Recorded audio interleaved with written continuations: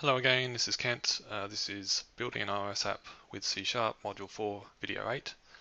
In this video we are going to do our speech service. Right, so starting with a contract. Also a very simple contract, just like the last service we did.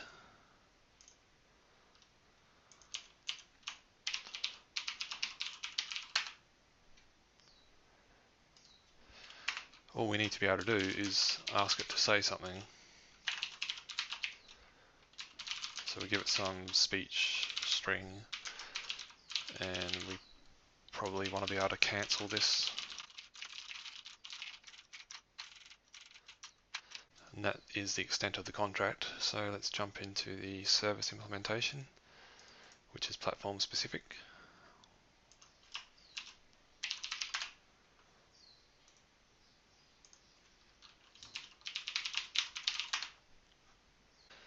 Now I have done a little bit of playing around with this beforehand just so I don't faff about too much during the recording. It just makes it way too hard to edit.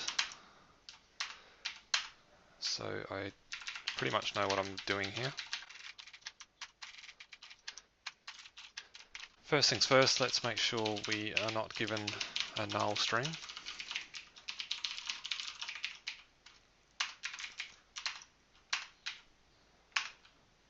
Now in terms of the actual speech synthesis, we need to use an AV speech synthesizer object, which is an iOS object. And let's have a look at what that looks like. AV speech synthesizer.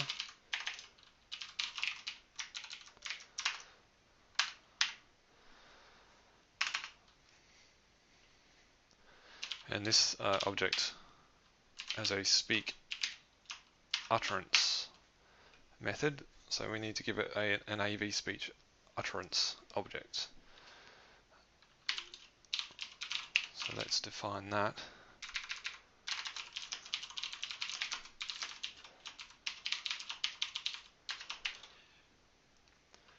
Okay, so we give it the string to say. We've also got a bunch of properties on here that we can set. One of them is the voice, and we are just going to define this statically.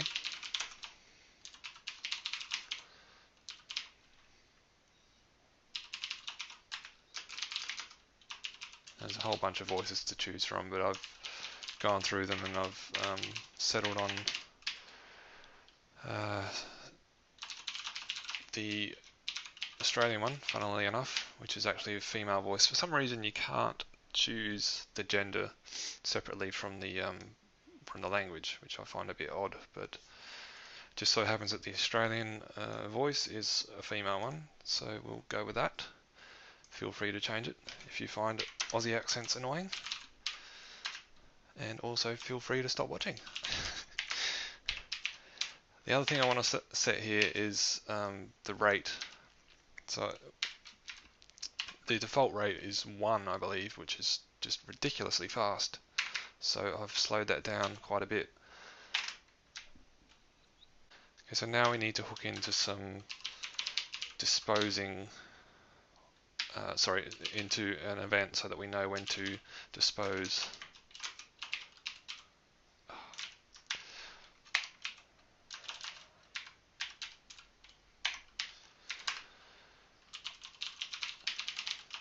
So we can dispose the utterance, we can dispose the speech synthesizer, and we also need to return a task here. So we're going to use a similar trick to what we did with the audio service and use a task completion source, just using a boolean.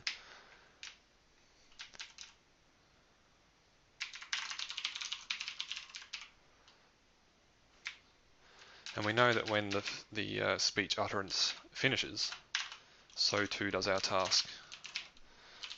So we'll set our result there. So the only thing we're missing here is support for cancellation. And we can do that. First of all, for performance reasons, we can check that the cancellation token can actually be cancelled. because cancellation token.none, for example, returns false from this, so we can avoid some extra work in the common case. Now, if it can be cancelled, we need to hook into this event.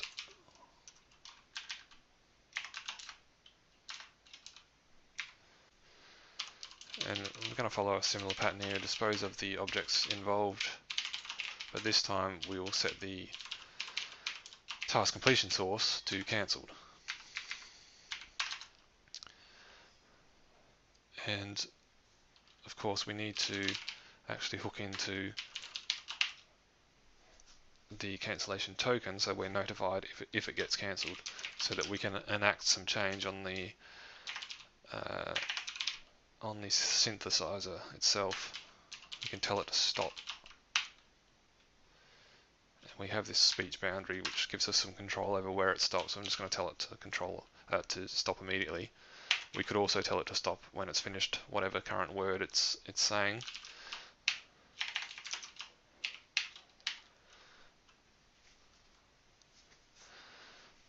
Okay, so just to review, we create our utterance. We've got a hard-coded voice. I've had to reduce the rate of that voice. We create our speech synthesizer. We hook into the didFinish speech utterance event, so we know when the speech synthesizer has finished saying the speech. And at that point we can dispose of the utterance and the synth object, and we can set our result to true, so the task completes. If the cancellation token can be cancelled, then we need to do some extra work here. We need to hook into this event that tells us when the synthesizer has been cancelled. And when that happens, we dispose of the utterance, we dispose of the synth again, and this time we set the task completion source to cancelled. And on top of that, we register to the cancellation token itself, so we know if it gets cancelled, so that we can instigate the cancellation of the speech. And finally, we kick off the actual speech by calling this speak utterance method. Now this should hopefully build, and it does. So let's just try whacking it into our main project here and see if we can get it to say something. We may as well remove this now.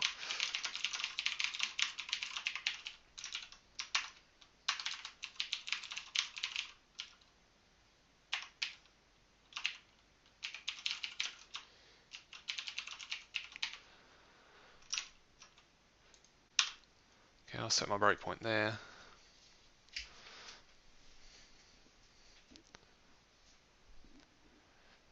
And now I'll step over it. And so I've just found that this isn't working in the simulator, at least. We're getting this error down here. I just did a quick Google, and apparently this is a thing. This is the crap you have to deal with iOS and Xamarin tooling and what have you. Just things break all the time. I don't know why it's so flaky, but in this case they've broken the speech synthesis on the simulator, it would appear. So what I'll do is I'll run on my iPad and we'll see if it works there. Okay, gonna step over the breakpoint. Hello world. Okay, so cool, it is working. Who knows what's going on with the simulator. Hopefully this doesn't bite us too badly as we progress through this series. But that's it for the speech service.